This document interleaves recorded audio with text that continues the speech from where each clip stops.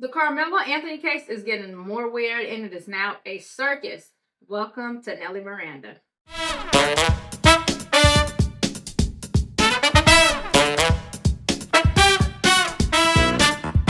What you're looking at right now is footage of Jeff Metcalf, the father of slain teen Austin Metcalf, being escorted out of a press conference by Dallas police.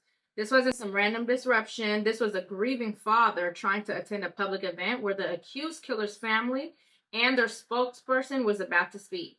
And instead of being shown basic decency, he was forcibly removed. I didn't even know that the victims' families couldn't attend the accuser's press conferences. Like, is that a thing, or is this something newly invented in this particular case?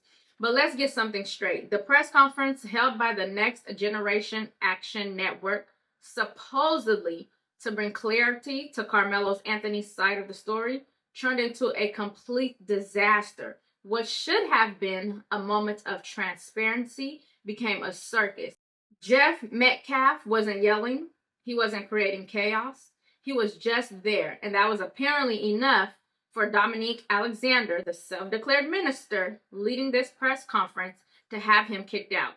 Now, let's talk about Dominique Alexander. This is the man the Anthony family chose as their representative.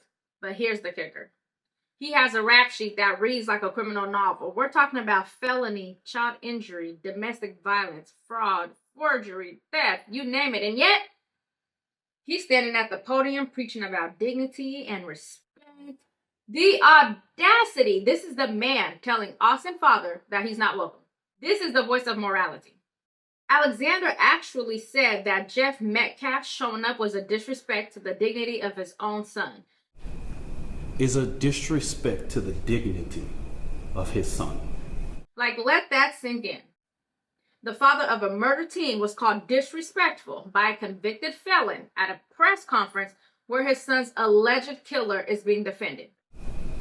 And all I'm going to say, so it don't be asked later, is that was disrespectful and just shows you all the character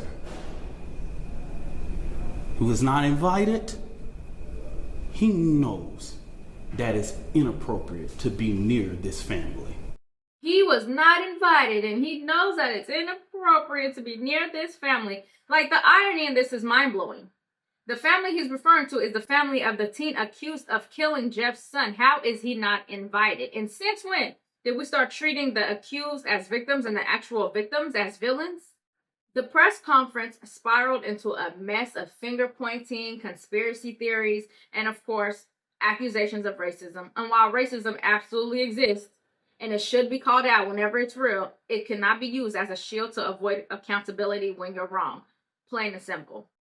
They keep alluding to this mysterious video that will supposedly clear Karmelo Anthony's name, but no one has seen it. And if it exonerates him, where is it and why hasn't it been released? Though I heard that the police has custody of this video, but why are they not putting it out?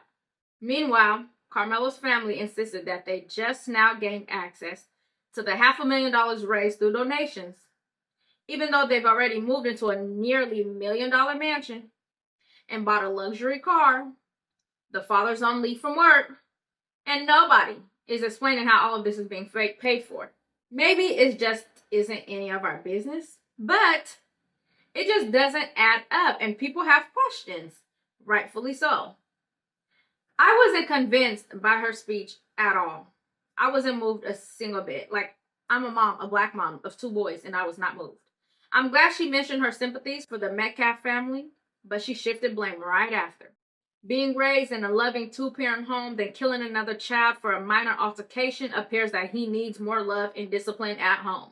Because that is very bold and it's very heartless.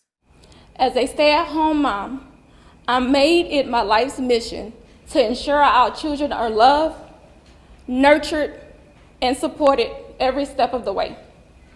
In wake of this tragic incident, our family has been under attack. Whatever you think what happened between Karmelo and the Metcalf boys, my 3 younger children, my husband, and I didn't do anything to deserve to be threatened, harassed, and lied about. Then there's the outrage over Frisco ISD's intent to expel Karmelo just a month before graduation. And what's the argument? That it's unjust, that the school district is trying to shift blame. And we have stated that it is just outright wrong to get involved in this. Karmelo Anthony doesn't have to walk. He doesn't have to involve in any senior activities. But Karmelo Anthony is a 3.7 GPA student. And if he doesn't even go to class for the remainder of the year, he would graduate. Okay? We've asked that Frisco do not make a decision in this situation. But Frisco ISD has notified of their intent to expel Karmelo Anthony from school 1 month before his high school graduation. That just shows me that Frisco ISD is trying to push off the blame. But let's be real, if your student is accused of stabbing and killing another student, the school has every right to distance itself. Safety come first. So you're telling me that Karmelo had no idea that he was going to graduate in a month? He had no idea that school was ending in a month before he partook in this evil act? Alexander and his network claimed that this press conference would set the record straight. Instead, it came off like a poorly orchestrated PR stunt. There was blame shifting, political grandstanding, even a bizarre reference to Kyle Rittenhouse and Trump, and it felt less like a legal defense and more like a circus sideshow. And while all of this is happening, it's just one person being overlooked, the victim, Austin Metcalf. The father showed up because he wanted to hear what was being said about his son's death. He had every right to be there, and instead he was met with hostility. He was kicked out, publicly insulted, and that's where we have to draw the line as people with brains, I guess. There's been fake autopsies and bogus GPA claims, and now people online spreading personal addresses and doxing those involved. No matter what side you're on, that's never okay. And let me put it bluntly, this press conference didn't help Karmelo Anthony at all. And it, in fact, made things worse for him. But whether you believe Karmelo is guilty or innocent, here's the boring but necessary truth. We have to wait. A trial date hasn't even been set. The facts, including any videos, witness statements, and prior incidents, they will come out in court, not on social media, not in a chaotic press conference. We just have to wait. But what we can say now is this. Throwing out the grieving father of a murdered teenager while defending his alleged killer is tone deaf and disgraceful. Let me know in the comments, did this press conference help or hurt Karmelo Anthony's case? And do you think that Jeff had the right to be there as the father of the killed teen? Thanks so much for watching this video. Hit the subscribe button and I'll see you in my next video. Bye.